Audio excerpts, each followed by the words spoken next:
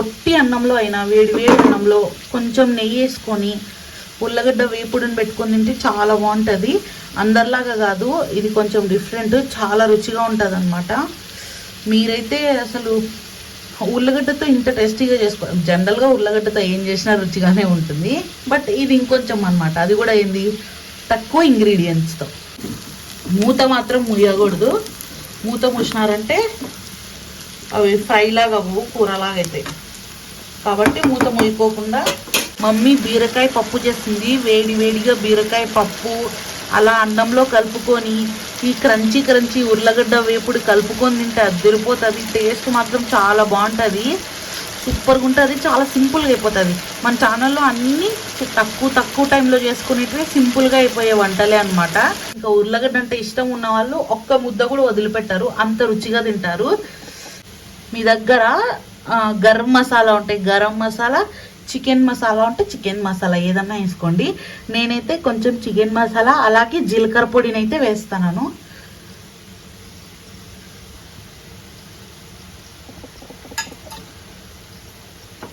జీలకర్ర పొడి, చికెన్ మసాలా, లేదంటే మీ ఇష్టం గరం మసాలా, కారం పొడి, ఆ సన్నగా కట్ చేసుకున్న ఉర్లగడ్డ. అసలు వేడి వేడిగా పప్పు చేసుకొని వేడి అన్నంలో పెట్టుకొని తింటే భలే ఉంటుంది. పప్పు ఉర్లగడ్డ ఫ్రై కాంబినేషన్ ఏ తెలుగు వాళ్ళని అడిగినా చెప్తారు, చాలా రుచిగా ఉంటుంది. అందులోనూ చాలా మందికి ఫేవరెట్ అనమాట ఉర్లగడ్డ అంటే. సో ఇంకా ఉర్లగడ్డలతో ఇంత టేస్టీగా తక్కువ టైంలోని చేసుకోవడం అంటే ఎంత బాగుంటుందో చూడండి మీరే. ఒకసారి ఉర్లగడ్డ ఫ్రైని చూడండి, తినేయాలనిపిస్తుంది కదా. చాలా సింపుల్, ఈజీగా ఒక 10 నిమిషాల్లో చేసేసుకోవచ్చు అనమాట. అది కూడా ఎక్కువ మసాలాలు లేకోకుండా. సో మొత్తం రెసిపీ చూడండి, మీకే నచ్చుతుంది. వేడి వేడి పప్పులోకి అలా ఉర్లగడ్డ ఫ్రైని పెట్టుకొని అన్నంతో కలుపుకొని తిన్నారంటే, నెయ్యి వేసుకొని, ఆహాహాహా, నెయ్యి కూడా అవసరం లేదనుకోండి. చాలా మందికి ఫేవరెట్ ఉంటుంది ఉర్లగడ్డ. సో ఎప్పుడు రొటీన్గా కాకుండా ఇట్లా డిఫరెంట్గా ట్రై చేయండి. Hello, welcome to my channel. ఈరోజు మీకు పప్పులోకి ఉర్లగడ్డ ఫ్రైని ఎలా చేసుకోవాలో చూపిస్తాను. చాలా సింపుల్, ఎక్కువ ఐటమ్స్ లేదు. జస్ట్ ఉర్లగడ్డలని చిన్న చిన్న ముక్కలుగా కట్ చేసుకొని ఆ తర్వాత బాగా వేయించి ఉప్పు కారం వేసుకోవడమే. ఫస్టే చెప్పేస్తాను ఏంది అనుకోద్దండి, కానీ చూసే ప్రాసెస్ చూసి చేసుకోండి, లేదంటే అంతే అనమాట. సో ఇంక ఇప్పుడైతే ఉర్లగడ్డలని మంచిగా పీల్ చేసేసి ముక్కలు అయితే చేసేసుకుందాము. చాలా బాగుంటుంది. మొత్తం చూడండి రెసిపీ. ఇలా చిన్న చిన్న ముక్కలు అయితే కట్ చేసుకోవాలన్నమాట. మరీ పెద్దగా కట్ చేసుకున్నారంటే బాగోదు. చాలా ఇంకా చిన్నగా కూడా కట్ చేసుకుంటారు చాలామంది, కానీ ఈ మాత్రం ఈ సైజ్ అయితే కట్ చేసేసుకోండి. కట్ చేసుకున్న తర్వాత దీనిని ఇట్లానే వదిలేయకూడదు, వాటర్లో వేసుకోవాలా. దీనికి ఉన్న ఆ పిండి అంతా పోవాలన్నమాట. లేదంటే ఉర్లగడ్డ ఫ్రై అనేది మెత్తగా పిసపిస దోశలోకి వస్తుంది చూడండి, అట్లా అయిపోతుంది. అలా కాకూడదు అంటే దీనిని కొంచెం సేపు ఒక 10 నిమిషాలు వాటర్లో నానబెట్టాలి. ఇలా అయితే కట్ చేసుకోవాలన్నమాట చిన్న చిన్న ముక్కలుగా. అలాగే 2-3 సార్లు కడుక్కోవాలా. పిండి ఉంటుంది కదా ఉర్లగడ్డలో, అదంతా ఉంటే బాగోదన్నమాట. కడుక్కొని ఇట్లా ఒక 10 నిమిషాలు అయితే నానబెట్టుకోవాలా. ఇవే అన్నమాట కావాల్సిన పదార్థాలు. కట్ చేసుకున్న ఉర్లగడ్డలు, అలాగే ఆనియన్స్, కొంచెం కరివేపాకు. ఈ కొంచెంతోని మనం రెసిపీ చేస్తున్నాము. అలా అని చాలా సింపుల్గా అయిపోతుంది అనుకోకూడదు. దీంట్లో కొన్ని టిప్స్ ఉన్నాయన్నమాట. మూత అస్సలు ముయ్యకూడదు ఉర్లగడ్డ ఫ్రై చేసేటప్పుడు. సరే, ఇప్పుడే అంతా చెప్పేసే బదులు చేసేటప్పుడు చూపిస్తాను.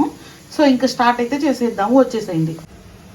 ప్యాన్ పెట్టుకొని కొంచెం ఆయిల్ అయితే వేసుకోవాలా. హై ఫ్లేమ్ పెట్టుకోవాలా ఫస్ట్ ఒక 5 నిమిషాలు. ఆ తర్వాత నుంచి మీడియం ఫ్లేమ్ పెట్టుకోవాలా. అలాగే మూత అనేది అస్సలు ముయ్యకూడదు. కొన్ని ఆవాలు అయితే వేస్తున్నాను, అలాగే కొంచెం జీలకర్ర,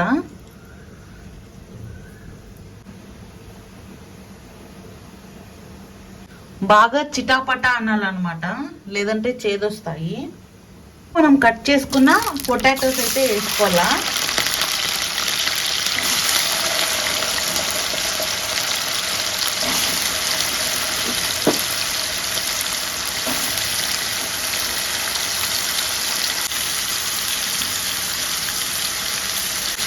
వాటర్లో కడుక్కోవడం వల్ల పిండి అంతా పోతుంది అనమాట. సో ఇలా ఉర్లగడ్డలు అయితే వేసేసుకోవాలా. చాలా చిన్నగా కట్ చేసుకున్నాను, అలాగే పొట్టు కూడా తీసేసినాను. బాగా అయితే కలుపుకోవాలా. మూత మాత్రం అస్సలు పెట్టకూడదు. మూత పెట్టినారంటే అవి మెత్తగా అయిపోతాయి, ఫ్రై లాగా బాగోవు అనమాట. కాబట్టి మూత పెట్టకోకుండా వేయించుకోవాలా. అలాగే తగినంత పసుపు,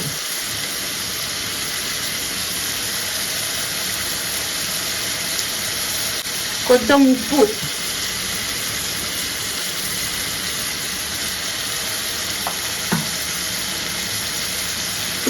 బాగా కలుపుకోవాలా.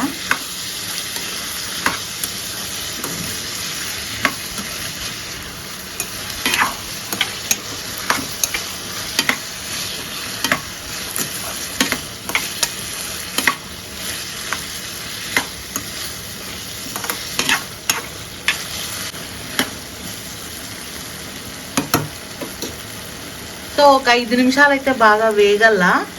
వేగే వరకు వెయిట్ చేద్దాము. వేగుతున్నాయో బాగా ఎర్రగవ్వాలన్నమాట. మూత మాత్రం అస్సలు మూయొద్దండి. మూత మూసినారు అంటే అవి మెత్తగా అయిపోతాయి, క్రంచీగా ఉండవు. మమ్మీ బీరకాయ పప్పు చేస్తుంది, వేడి వేడిగా బీరకాయ పప్పు అలా అన్నంలో కలుపుకొని ఈ క్రంచీ ఉర్లగడ్డ వేపుడు కలుపుకొని తింటే అదిరిపోతుంది. టేస్ట్ మాత్రం చాలా బాగుంటుంది, సూపర్గా ఉంటుంది. చాలా సింపుల్గా అయిపోతుంది. మన ఛానల్లో అన్నీ తక్కువ టైంలో చేసుకునేటివి సింపుల్గా అయిపోయే వంటలే అనమాట. సో ఇవి వేగడానికి ఇంకొక 5 నిమిషాలు పడుతుంది. అంటే కొంచెం మీడియం ఫ్లేమ్లో పెట్టుకొని బాగా వేయించుకోవాలన్నమాట. ఫస్ట్ అయితే హై పెట్టుకోవాలా, తర్వాత నుంచి అంతా మీడియమే పెట్టుకోవాలా. మూత మాత్రం అస్సలు మూయొద్దు. చూడండి, మన ఉర్లగడ్డలు అయితే కలర్ చేంజ్ అయినాయి కదా. ఇప్పుడు ఆనియన్స్ ఇంకా కరివేపాకు అయితే వేసుకుందాం. చిన్నగానే కట్ చేసుకోండి ముక్కలు.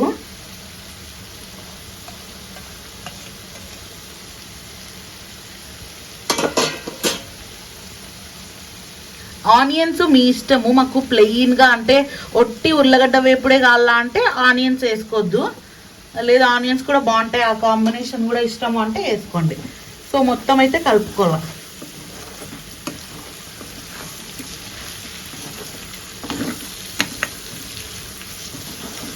చూడండి, ఇలా నీట్గా అయితే కలుపుకోవాలి.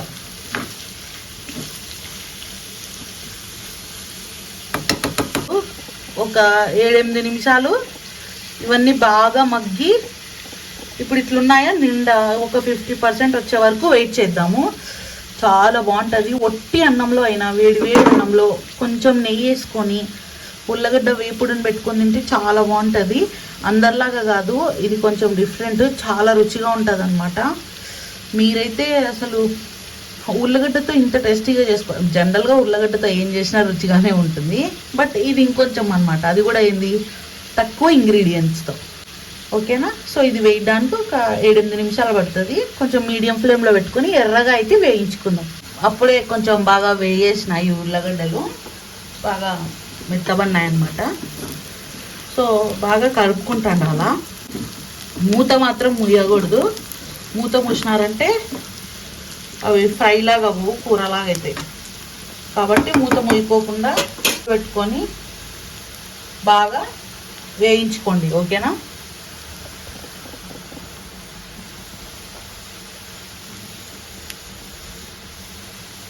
అయితే తగినంత కారం వేస్తాను.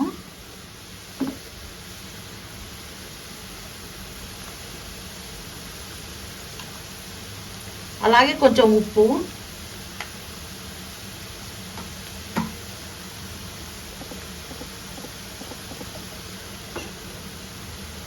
బాగా కలుపుకోవాలా.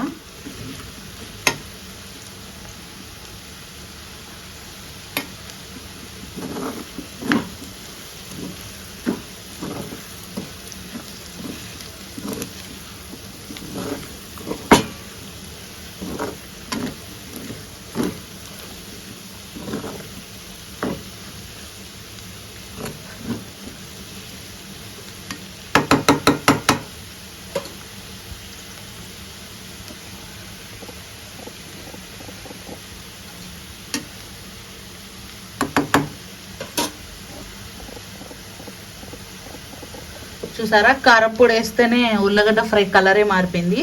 సో ఇంకొన్ని వేసే ఉన్నాయన్నమాట. కాకపోతే ఒక 2 నిమిషాలు ఉన్న తర్వాత వేద్దాము. మీ దగ్గర గరం మసాలా ఉంటాయి, గరం మసాలా చికెన్ మసాలా ఉంటే చికెన్ మసాలా ఏదన్నా వేసుకోండి. నేనైతే కొంచెం చికెన్ మసాలా అలాగే జీలకర్ర పొడిని అయితే వేస్తాను.